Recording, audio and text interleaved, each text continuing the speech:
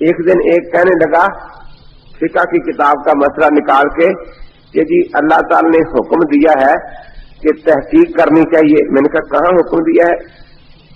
اس نے یہی آیت پڑھ دی یا ایھا الذین آمنوا ان جاءکم فاسق بنبأ فتبینوا.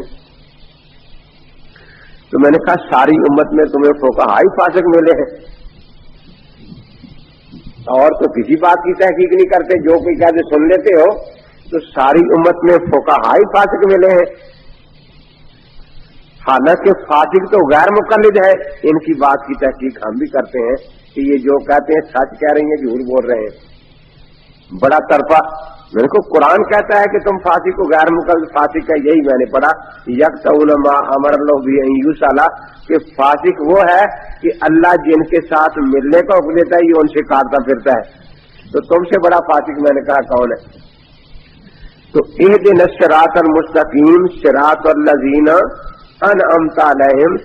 کوئی راستہ بھی رہنما کے بغیر طے نہیں ہوتا, راہبر کے بغیر طے نہیں ہوتا. اس لیے راہبر کی تقلید ضروری ہے. اب صورت ختم ہو گئی, ابھی باقی رہتی ہے. آگے کیا ہے؟ غیر المغضوب علیہم ولا الضالین. سیدھے راستے پر رہنے کے لیے جس طرح راہبر اور رہنما کی تقلید ضروری ہے کہ وہ راستہ بتائے ہم چلتے جائیں, اسی طرح راہزن سے بچنا بھی ضروری ہے. اس سے راہزن سے جو راستے میں لوٹنے والا ہے. تو اگلی آیت میں یہی بتایا گیا کہ یا اللہ جن پر تیرا غضب ہوا اور جو گمراہ ہے ان کی تابع داری تقلید سے ہمیں بچانا, کیونکہ وہ راہ حق کے راہزن ہے, راہ حق سے بھٹکانے والے ہیں. تو ایک ہے راہ حق پر لگانے والا, ان کی تقلید کا ہمیں حکم ہے. وہ نبیین ہے, صدیقین ہے, شہداء ہے, صالحین ہے. ایک ہے راہ حق سے بھٹکانے والے, ان کی تقلید سے منع کیا گیا ہے. تو جہاں بھی تقلید کی خوبی ہے کتاب و سنت یا کتابوں میں, وہ تقلید ہے ان کی جن پر اللہ کا انعام ہوا. اور جہاں بھی تقلید کی برائی ہے وہ ان کی ہے جو اللہ کے راستے سے ہٹانے والے ہیں. دیکھو نا, وہ کہتے تھے بل نتبع ما وجدنا علیہ آبانا, ہم اللہ کی نہیں مانتے اپنے آبا کی مانتے ہیں. تو اللہ کے راستے سے وہ ہٹانے والے تھے نا. تو دیکھو کتنی صاف بات ہے, جو اللہ کا راستہ بتانے والے ہیں ان کی تقلید واجب ہے, جو اللہ کے راستے سے ہٹانے والے ہیں ان کی تقلید حرام ہے. تقلید خود نہ اچھی ہے نہ بری ہے, تقلید تو تابع داری ہے نا. دیکھا یہ جائے گا کہ کس کام میں تقلید کی, اچھے میں تقلید کی تو اس کو اچھی تقلید کہا جائے گا, اور برے کام میں کسی کی تقلید کی تو اس کو برا کام کہا جائے گا. تو اس لیے جیسے اس ہاتھ میں یہ اللہ نے قوت دی ہے, یہ قوت بذات خود نہ اچھی ہے نہ بری ہے.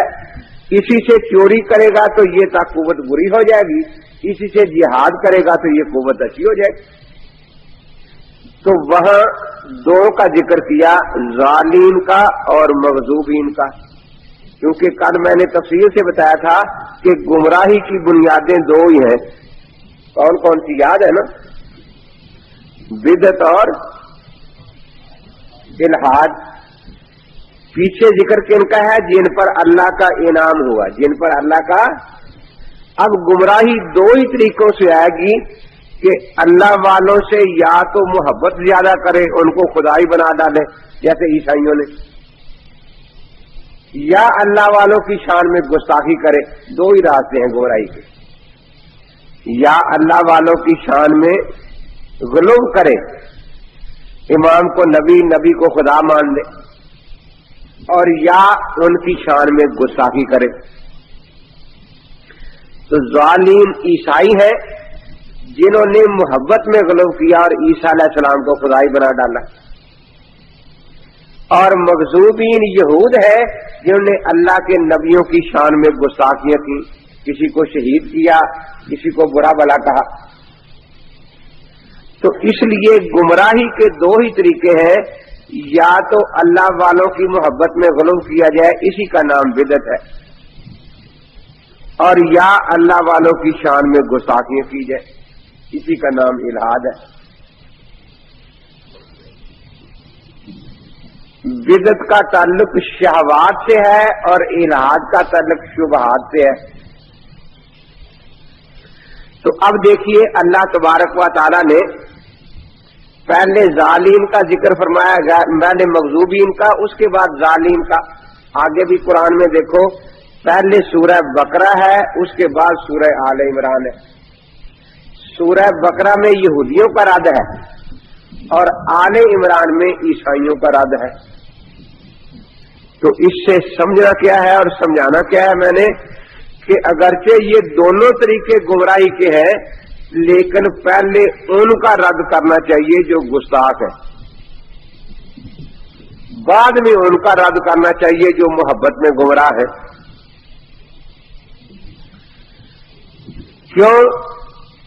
محبت کی گمراہی جو ہے اس میں امید ہے کہ شاید یہ صحیح طریقے پر آ جائے، کیونکہ اللہ والوں سے محبت رکھنے کا حکم بھی ہے۔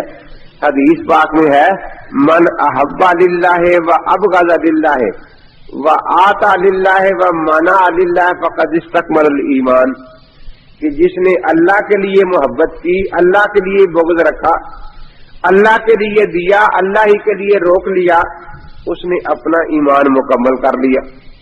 تو اللہ والوں کی محبت ایمان کی تکمیل کا ایک ذریعہ ہے۔ تو عین ممکن ہے کہ کسی وقت وہ جو زائد محبت ہے وہ اعتدال پر آ جائے اور اس کو ہدایت نصیب ہو جائے۔ آپ اپنے ارد گرد بھی دیکھتے ہیں، دیہاتوں میں تبلیغی جماعت والے جاتے ہیں تو بریلوی جلدی قریب آ جاتے ہیں، غیر مقلد بالکل نہیں قریب آتے۔ یہ مرزائی ہو جائے گا، منکر حدیث بن جائے گا، لیکن ادھر آنے کو تیار بالکل نہیں ہوتا۔ کتنے لوگ بریلوی ہیں ارد گرد دیکھیں جو پھر دیوبندی بن جاتے ہیں۔ وہ میں پاک پتن گیا تو دفتر میں بیٹھا تھا، وہ پانی دینے میں اکیلا ہی بیٹھا تھا، پانی دینے چلے گئے، ایک بابا جی آئے، امین تیرا نام ہے؟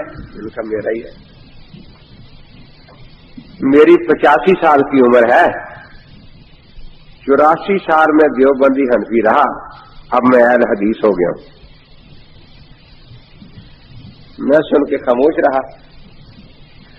اب اس کا خیال تھا یہ کوئی جواب دے گا، میں خاموش رہا۔ 2 منٹ کے بعد کہتا ہے تو نے سنا نہیں؟ میں کہا سنا بابا، کیا سناتا ہے؟ میں دیوبندی تھا، اب اہل حدیث ہو گیا۔ میں پھر خاموش رہا۔ وہ پھر 3-4 منٹ سے انتظار، کہتا ہے تجھے سنتا نہیں کچھ؟ میں نے کہا سنا بھائی، کیا سناتا ہے؟ کہتا ہے میں دیوبندی حنفی تھا، اب اہل حدیث ہو گیا ہوں۔ تو اب کسی نے کہا وہ سنے یا نہیں؟ میں نے کہا بابا یہ تو سن لیا ہے، یہ تو اہل حدیث ہو گیا ہے، اب جا، جب مرزائی ہو جائے گا مجھے آ کے بتا جانا۔ اٹھا بھاگا وہاں سے، دیکھو جی کہتا ہے مرزائی ہو جائے گا مجھے بتا جانا۔ میں نے کہا اور کیا ہونا ہے، تو آگے مرزائی ہونا ہے اور کیا ہونا ہے؟ تو جو محبت میں گمراہ ہے ان کے بارے میں کچھ امید ہو سکتی ہے، کسی وقت ان کی محبت نقطہ اعتدال پر آ جائے اور وہ ہدایت پر آ جائے، کیونکہ اللہ والوں سے محبت خود شریعت میں مطلوب بھی ہے ایک درجے کی، لیکن اللہ والوں کی شان میں گستاخی کرنے والوں کو ہدایت نہیں ہوتی، کیونکہ گستاخی کا کوئی درجہ بھی مطلوب نہیں۔ محبت کے بارے میں کہیں گے نا بھی اتنی محبت کر لو، تابعہ داری کرو، عبادت نہ کرو ان کی، لیکن گستاخی کے بارے میں کہیں نہیں کہ اتنی گستاخی کر لینا، اس سے زیادہ نہ کرنا۔ اسی لیے علماء نے ان دونوں کی مثال دی ہے کہ جو محبت میں گمراہ ہے ان کی مثال ہے کچی روٹی کی۔ روٹی کچی رہ جائے، اسے دوبارہ آگ پر رکھ دو تو کسی کام آ جاتی ہے، اور جو گستاخی میں گمراہ ہے ان کی مثال ہے جلی ہی روٹی کی۔ جو روٹی جل کے کوئلہ ہو جائے، آپ اسے 100 گھی لگائیں، کتنا کچھ کریں، وہ کسی کام آتی ہے؟